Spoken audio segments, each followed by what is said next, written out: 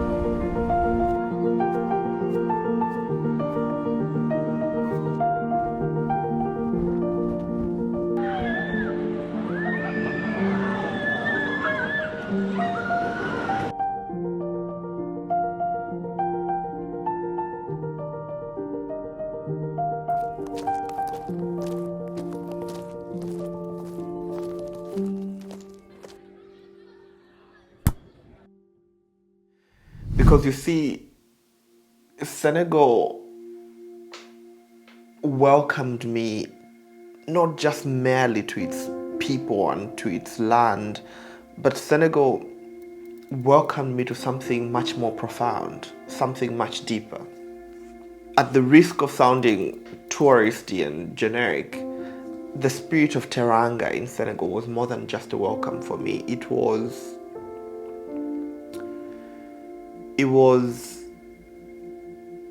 a feeling of belonging. It was a feeling of being seen. In Senegal, in those unexpected, quiet moments, I felt at peace. I felt less alone. But in many accounts, I'm very much foreign to Senegal. I was very much foreign to the land and to its people. Yet I felt seen. I felt like I belonged. And one of the most dominant features of my trip in Senegal, both in reality and in symbolism, was the ocean. I remember sitting on the edge of the ocean and experiencing this stillness, this silence between the waves, and the lessons, the thoughts, the reflections began to unfold for me. And I remember writing that I came to the sea because it called me. It called and I captivated, I answered. Now I sit on its edge, listening to the tales woven between the silence of its waves. A story that spans centuries, carried in the rhythmic pulse of the tides, ancient and eternal. And I think precisely this is why we travel.